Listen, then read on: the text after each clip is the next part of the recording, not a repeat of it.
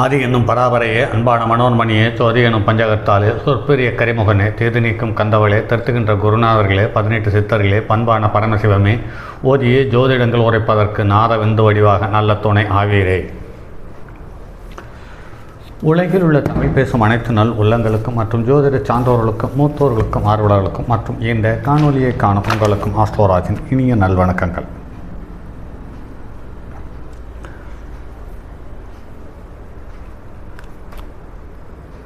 ஜோதிடம், ஆன்மீகம், வாழ்வியல், மருத்துவம் என்ற இந்த 3 தலைப்புகளில் தொடர் காணொளிகளாக கொடுத்து வருகிறோம். அந்த வகையில் இன்று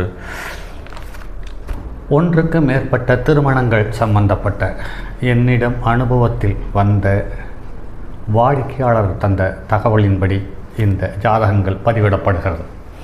இதில் மற்றவர்களை குறை சொல்லவோ சரியில்லை என்று விமர்சனம் செய்வதற்காகவோ இந்த ஜாதகங்களை காணொலியாக தருவதில்லை. ஏனென்று கேட்டால் அது தவறானது. ஒவ்வொரு மனிதனுடைய நடவடிக்கையும் மனிதர்களுடைய செயல்பாடுகளும் எண்ணங்களும் எல்லாமே நவகிரகத்தினுடைய கதிர்நிலைகளினுடைய தாக்கத்தால் ஏற்படக்கூடிய ஏற்ற இறக்கங்களால் உருவாகக்கூடிய நிகழ்வுகள். அந்த வகையில் ஒவ்வொரு ஜாதகமும் ஒவ்வொரு விதமான படிப்பினையை தருகிறது ஜோதிடர்களுக்கு. அந்த வகையில் எனக்கு கடந்த 1/4 நூற்றாண்டு அனுபவத்தில் என் கண்ணில் பட்ட என்னுடைய நடைமுறை அனுபவத்தில் நேரடியாக பார்த்த தகவலை தந்த ஜாதகங்களை மட்டுமே இங்கு பதிவாக கொடுத்து கொண்டிருக்கிறோம். இது ஒவ்வொரு லக்கணத்துக்கு 7ஆம் இடமும் 7ஆம் இடம் என்ன ராசியோ, அதாவது எந்த தத்துவ ராசியோ, நெருப்பு ராசியா, நிலராசியா, காற்று ராசியா, நீர் ராசியா என்று பார்த்து சனி நின்ற வீட்டிற்கு 1, 5, 9இல் ஒன்றுக்கு மேற்பட்ட கிரகங்கள் இருக்கும் பட்சத்தில் அவர்களுடைய குடும்ப வாழ்க்கை சிறப்பாக அமைவதில்லை என்பது நடைமுறையில் நிறைய ஜாதகத்தில் பார்த்திருக்கிறோம். அதில் சனியனுடைய சுய நட்சத்திரங்கள் இருக்கக்கூடிய பூசம், அனுசம், உத்திரட்டாதி, அதாவது கடகம், விருச்சிகம், மீனம் இந்த 3 ராசிகளில் ஒன்றுக்கு மேற்பட்ட கிரகங்கள் இருக்கும் பட்சத்தில் அந்த கிரகம் சனியனுடைய பாகையை முன்பின் 3 டிகிரியில் அமையும் பட்சத்தில் குடும்ப வாழ்க்கையில் பலமான சங்கடங்களையும் பிரச்சனைகளையும் தந்துவிடுகிறது என்பது நடைமுறையில் பார்க்க முடிகிறது. சனியனுடைய வீட்டில் சந்திரன் இருந்தாலும், சந்திரனுடைய வீட்டில் சனி இருந்தாலும், சனியும் சந்திரனும் சார பரிவர்த்தனை பெற்றிருந்தாலும் அல்லது ஒருவருக்கொருவர் பரிவர்த்தனை பெற்றிருந்தாலும் வாழ்க்கை மிகவும் கடினமாக போகிறது. அதே சமயத்தில் 7ஆம் இடத்தில் சனி, சப்தமத்தில் சனி இருக்க பிறந்தவர்களுக்கு தப்பாமல் தாரம் 2 என்று சொல்லிவிடு என்று சொல்லியிருக்கிறது சாஸ்திரம். அந்த வகையில் பார்க்கும் பொழுது இந்த ஜாதகத்தில் இருக்கக்கூடிய நவகிரகங்களும் எந்த கிரகத்தினுடைய நட்சத்திரத்தினுடைய பாதத்தை பெற்றிருக்கிறது, அது எவ்வாறு செயல்பட்டிருக்கிறது என்பது சார்ந்த தகவலை இந்த காணொலியில் தரக்கூடியது. ஆக லக்கணம் முதல் கேது முடிய ஒவ்வொரு கிரகங்களும் எந்த பாகையில் இருக்கிறது, எந்த ஆதிக்கம் பெற்றது என்று பார்க்கும் பொழுது லக்கணம் உத்திராடம் 2இல் பிறந்திருக்கிறார். லக்கணம் மகர ராசியில் அமர்ந்திருக்கிறது. 0.51 பாகை, அதாவது ஒரு பாகைக்கு குறைவாக இருக்கிறது. ஆக எந்த ஒரு ஜாதகத்தில் பாகை எது குறைவாக இருக்கிறதோ அந்த உறவுகள் மிக கடின உழைப்பு அல்லது கடின தேடல்களோடு இருக்கும் என்பதை நடைமுறையில் பார்த்திருக்கிறோம். அல்லது அடுத்து சூரியன் அசுபதி 4ஆம் பாதத்தில் 13.13 பாகையில் இருக்கிறது. சந்திரன் உத்திரட்டாதி 4ஆம் பாதத்தில் 14.25 பாகையில் இருக்கிறது. செவ்வாய் புனர்பூசம் 2ஆம் பாதத்தில் 25.20 பாகையை பெற்றிருக்கிறது. புதன் கிருத்திகை நட்சத்திரம் 3ஆம் பாதத்தில் 3.33 பாகையை பெற்றிருக்கிறது. வியாழன் பரணி 1ஆம் பாதத்தில் 13.59 பாகையில் இருக்கிறது. சுக்கிரன் ரேவதி 4ஆம் பாதத்தில் 29.4 பாதத்தில் இருக்கிறது. அதாவது இந்த நவகிரகங்களிலே அதிக பாகையை பெற்றது சுக்கிரன் தான். சனி பூச நட்சத்திரம் 1ஆம் பாதத்தில் சுயசாரத்தில் இருக்கிறது, 3.25 பாகையில் இருக்கிறது. ராகு சுவாதி நட்சத்திரம் சுய நட்சத்திரத்தில் இருக்கிறது, 19.40 பாகையில் இருக்கிறது. கேது பரணி 2ஆம் பாதத்தில் இருக்கிறது, 19.40 பாகையில் இருக்கிறது. மகர லக்கணத்தில் பிறந்த லக்கணத்துக்கு 3ஆம் இடத்தில் சுக்கிரனும் சந்திரனும் நீர் வீட்டில் சுக்கிரன் ஆகச் சிறந்த வலுவோடு இருக்கிறவர். அடுத்து சூரியன் குரு சிவராஜ யோகம் கேதுவோடு சம்பந்தப்பட்டு 5ஆம் இடத்தில் புதன், 6ஆம் இடத்தில் செவ்வாய், 7ஆம் இடத்தில் சனி, 10ஆம் இடத்தில் ராகு. இந்த 10ஆம் இடத்தில் இருக்கக்கூடிய ராகு இவருக்கு அபரிமிதமான உழைப்பை தந்து அந்த உழைப்பின் மூலம் பலமான ஏற்ற இறக்கங்களை தந்திருக்கிறது என்பது நடைமுறையில் நேரடியாக பார்த்த ஒரு தகவல்.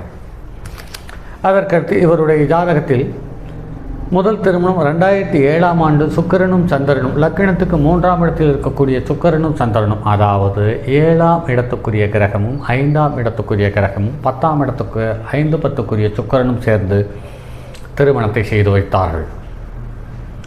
3ஆம் இடத்திலிருந்து ஒரு கிரகம் தசாபுத்தியை நடத்தினாலோ அல்லது 3, 7, 11க்குரியவர்களுடைய தொடர்பு பெற்று ஒரு கிரகம் தசாபுத்தியை நடத்தினாலோ அது மற்றும் ஒரு நிகழ்வுகளை தரவல்லதாக இருக்கிறது என்பது நடைமுறையில் பார்த்திருக்கிறோம்.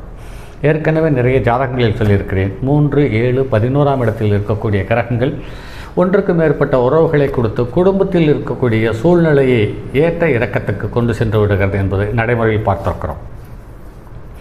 அந்த வகையில் சுக்கிரனும் சந்திரனும் 3ஆம் இடத்திலிருந்து லக்கணத்துக்கு 5, 7க்குரியவன் தனது ஸ்தானத்துக்கு 4, 11க்குரியவனோடு சேர்ந்து லக்கணத்துக்கு 3ஆம் இடத்தில் அமர்ந்தது பலமான பாதகத்தையும் சங்கடத்தையும் தந்தது என்பது நடைமுறையில் பார்க்க முடிகிறது. அதற்கடுத்தது இந்த முதல் திருமணமான பெண்ணுக்கு ஒரு ஆண் குழந்தை, அது குடும்பத்தில் ஏற்பட்ட சில பலமான சங்கடங்கள், கருத்து வேறுபாடுகளால் அந்த பெண் தற்கொலை செய்து கொண்டதாக சொல்லப்படுகிறது. அதற்கடுத்து 2011 கடைசியில் 2வது திருமணம் செய்தார். அந்த திருமணம் சுக்கிர திசையில் குரு புத்தியில் திருமணம் நடந்தது. இதையும் பாருங்கள் நண்பர்களே, 3ஆம் இடத்தில் இருக்கக்கூடிய சுக்கிரன் தான் திருமணத்தை செய்து வைத்திருக்கிறார். குரு லக்கணத்துக்கு 3க்குரியவன், 3ஆம் இடத்தில் இருக்கக்கூடிய கிரகம், 3ஆம் இடத்துக்குரிய கிரகம், இவர்களையே திருமணத்தை செய்து வைத்திருக்கிறார்கள் என்பது யோசிக்க வேண்டிய விஷயமாக இருக்கிறது. அதே சமயத்தில் இவருடைய ஜீவனம் என்று பார்க்கும் பொழுது லக்கணத்துக்கு 10ஆம் இடம், இந்த 10ஆம் இடத்துக்காரன் சுக்கிரன் அவன் வலுவான நிலையில் இருக்கிறார். இந்த 10ஆம் இடத்தை குரு பார்த்து 10ஆம் இடத்தை குரு பார்த்து லக்கணத்துக்கு 8ஆம் இடத்தையும் குரு பார்த்தது. 4, 8, 11, 4, 8, 10 குரு பார்த்து இவருக்கு இடம் விட்டு இடம் மாறி, அதாவது காற்று ராசியில் ராகு,